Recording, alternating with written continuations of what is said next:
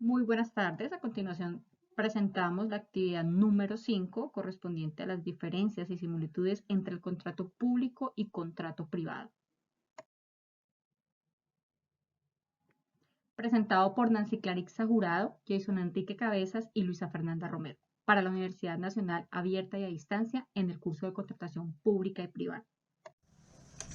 Entonces decimos que la contratación pública es la celebración de contratos directamente enfocados a fines del Estado, donde una de las partes es un ente público y actual como tal, sometido a un régimen jurídico.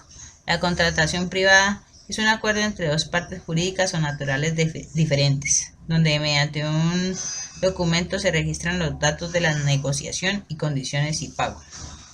Ahora bien, podemos decir que la diferencia entre estos dos tipos de contrataciones radica en que la contratación privada es un acuerdo formal entre las partes involucradas, donde puede llegar a haber flexibilización de términos y condiciones acordadas en común, mientras que la contratación pública entran a competir varios interesados y están sujetos a condiciones establecidas por el Estado. El contrato público es más complejo puesto que se requiere de trámites con el Estado, mientras que la contratación privada es más sencilla, no se requiere de tanto trámite. El contrato público, el beneficio es social o en obras que desarrolla el Estado, mientras que en la contratación privada es a beneficio propio de la empresa.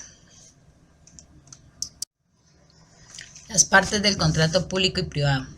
Tenemos que el contrato público tiene el contratante, el contratista y el interventor.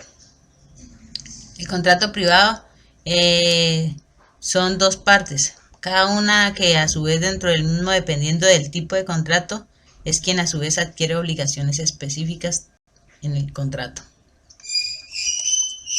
Mi nombre es Jason Cabezas y les voy a exponer los principios de la contratación estatal. Los principios de la contratación estatal son todas esas bases en las cuales están constituidos todo el engranaje de la contratación pública en nuestro país. Podemos encontrar principios tan importantes como el de la transparencia, donde todas las actuaciones de los proponentes y las autoridades son públicas, de manera de que se anuncie la contratación. El principio de la igualdad, donde aseguramos de que todos los ponentes sean tratados de manera igualitaria. También el principio de la moralidad, donde todas las actuaciones deben ser honestas y correctas. También tenemos el principio de la participación, que todos los ciudadanos participen en los procesos de la contratación y en la ejecución del control y de la evaluación. También está el de la responsabilidad. El principio de la responsabilidad nos dice que tanto los servidores públicos o el Estado como contratistas responderán por sus actuaciones o omisiones antijurídicos. Esos son, esto es muy. También tenemos el principio de la buena fe, aunque no está constituido por leyes y demás, es un principio subjetivo y se presume que siempre se actúa de buena fe. También tenemos el debido proceso, el principio del debido proceso, que los procesos tengan todas las garantías que se den, que se den en un acuerdo a las normas. También tenemos el principio de economía. El principio de economía nos dice que las entidades deben tener presupuesto y las reservas para abrir las licitaciones. Se deben radicar cuentas de cobro oportunamente para garantizar los pagos a tiempo, es decir, que todo lo que tenga que ver concerniente con los recursos económicos se deben garantizar antes de abrir alguna licitación, alguna contratación de parte del Estado.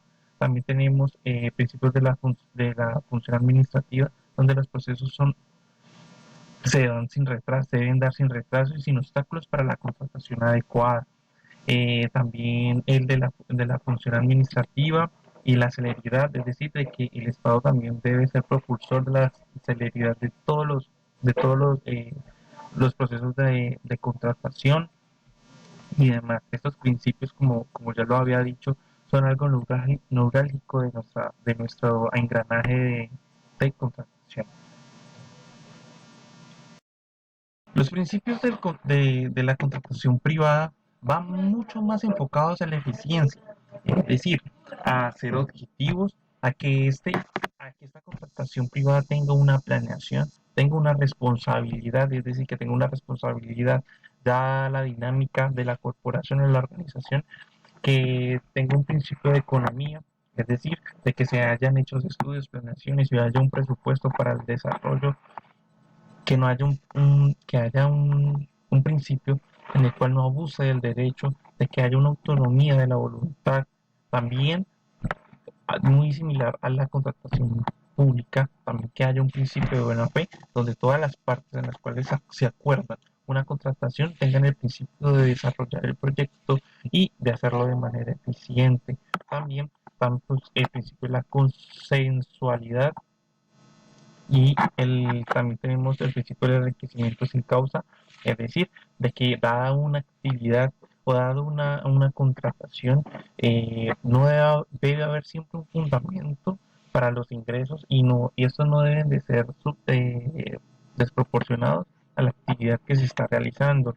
También hay un principio de error común donde todas las partes pueden incurrir en errores y el principio de prevención del principio de la relatividad. Estos principios, como les venía diciendo, van más enfocados a la eficiencia de la contratación del proyecto o más eficientes en la contratación de lo que se quiere. Clases de contrato privado. En Colombia contamos con varias clases de contrato privado según el Código Civil. Tenemos el contrato unilateral, donde una solamente las partes tienen que estar de acuerdo para poder ejecutarlo. El contrato bilateral, que su nombre lo dice, tienen que estar las dos partes de acuerdo, gratuito, oneroso, conmutativo. También tenemos el contrato oratorio, el contrato principal, que existe por sí mismo. También el contrato accesorio, el contrato real, solemne y consensual. Todos estos tipos de contratos acuden a muchos tipos de soluciones que se tienen en el común, en el día común o en el diario común de la contratación en nuestro país, nuestra contratación privada. Esos contratos, pues cada vez, el ritmo del mundo, dado el ritmo de la globalización, se tienen que ser mucho más flexibles y tienen que acudir siempre tienen que buscar la facultad de solucionar siempre ciertas necesidades que se van presentando en el mercado. También tenemos las clases de contrato público. El tipo de contrato laboral hace referencia a la forma en la que se debe formalizar la vinculación de un trabajador. Los tipos universales de contratos son los escritos y verbales. Aquí en Colombia tenemos un contrato laboral verbal, también los tenemos escritos, y esos escritos también están a términos definidos, hora labor, ocasional accidental o de forma transitoria, o contrato laboral a término fijo. Estos tipos de contratos también obedecen a la dinámica que presenta el mercado laboral y a las necesidades que estas mismas actividades económicas van teniendo durante su ciclo productivo. Por ejemplo, los contratos de manera ocasional que se popularizan muchísimo en esta temporada navideña, donde el comercio viene en alza a distintos de las otras etapas del año.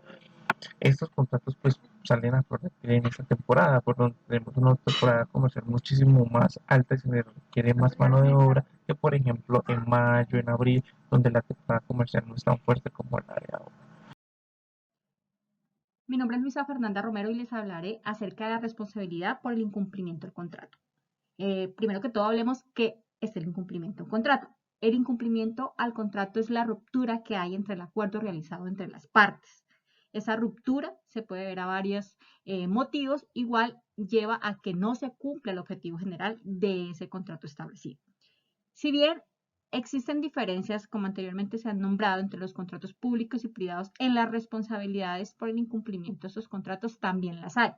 En el contrato público, esta traerá sanciones económicas y las afectaciones involucran inclusive a la comunidad como tal, porque si hay dos partes como el Estado y el contratista, también igual ese objetivo que buscaba el contrato, que es para beneficio de la comunidad, también se verá afectado.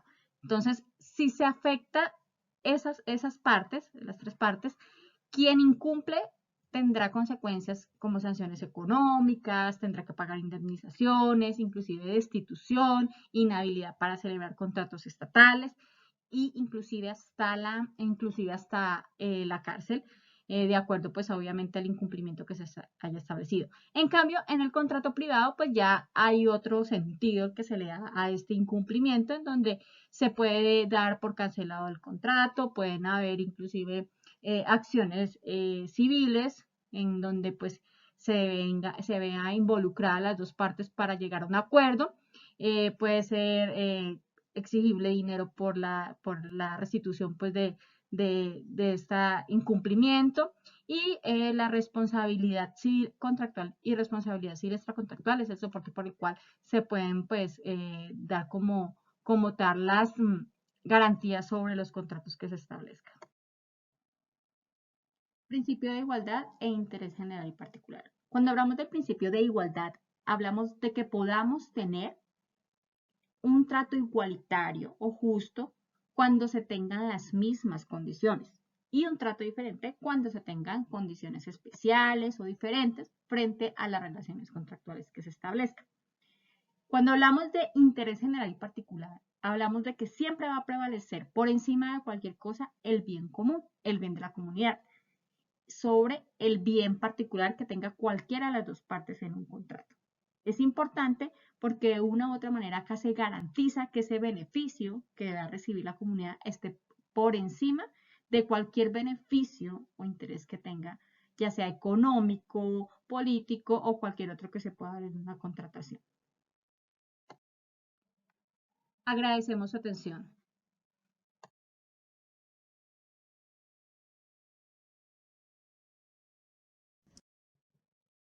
Las principales referencias bibliográficas utilizadas en este trabajo son la Ley 80 de 1993 para tratar todos los temas de contratación pública y el Código Civil colombiano para tratar todos los temas de contratación privada.